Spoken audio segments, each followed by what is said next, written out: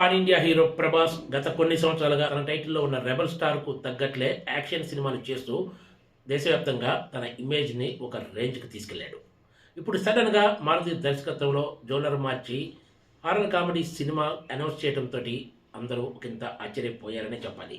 ఈ సినిమా ప్రకటించినప్పటి నుంచే మారుతి దర్శకత్వంలో తెరకెక్కిపోతున్న రాజాసాబ్ ఎలా ఉండబోతుందో అన్న అనుమానాలు చాలామందిలో ఉన్నాయి. రాజాసాబ్ మూవీ ప్రపంచవ్యాప్తంగా శుక్రవారం నాడు ప్రేక్షకుల ముందుకు వచ్చింది.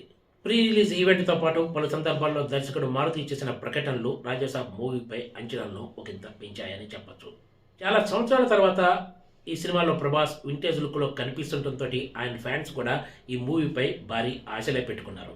ఈ సినిమా కథ అంతా కూడా నాయనమ్మకి ఇచ్చిన మాట ప్రకారం తప్పిపోయిన తాతయ్యను వెతికి ఇంటికి తీసుకొచ్చే బాధ్యత తీసుకుంటాడు రాజాసాబ్. రాజాసాబ్ నాయనమ్మకు అన్ని మర్చిపోయే అలవాటు ఉన్నా కూడా తన భర్త విషయాన్ని మాత్రం ఎప్పుడూ మర్చిపోదు. తాంత్రిక విద్యలతో పెద్ద ఎత్తున బంగారం ఆస్తి సంపాదించి పునర్జన్మ కోసం ప్రయత్నిస్తున్న తన తాతను రాజాసాబ్ ఎలా అడ్డుకున్నాడన్నదే ఈ మూవీ. ఒక దశలో తన విద్యలతోటి భార్యను మనవణ్ణి కూడా హతమార్చేందుకు ప్రయత్నిస్తాడు కనకరాజు. ఈ ప్రయత్నం నుంచి రాజాసాబ్ ఎలా బయటపడ్డాడన్నదే ఇందులో అత్యంత కీలకమైన అంశం.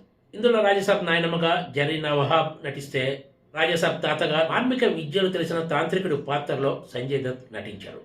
సినిమా ఎక్కువ భాగం వీళ్ళ ముగ్గురు చుట్టూనే తిరుగుతుంది. రాజాసాబ్ మూవీలో ఎక్కువగా తన ఫ్యాన్స్ ఎలా కోరుకుంటారో అలాగే కనిపించాడు. ప్రభాస్ న్యూ లుక్లో కనిపిస్తుండటం, ఇందులో ఏకంగా ముగ్గురు హీరోయిన్స్ ఉండటంతో సినిమా ఎలా ఉండబోతుందా అన్న జోష్ అయితే ఆయన ఫ్యాన్స్లో ఏర్పడింది. అయితే ఈ జోష్ను నిలపడంలో దర్శకుడు మారుతి సక్సెస్ కాలేకపోయారని చెప్పాలి. కథలో ఒకంత కొత్తదనం ఉన్నా కూడా ఫస్ట్ హాఫ్ మూవీ మరీ స్లోగా సాగుతుంది. కాస్త జోష్ సెకండ్ హాఫ్ నుంచే మొదలవుతుందని చెప్పొచ్చు.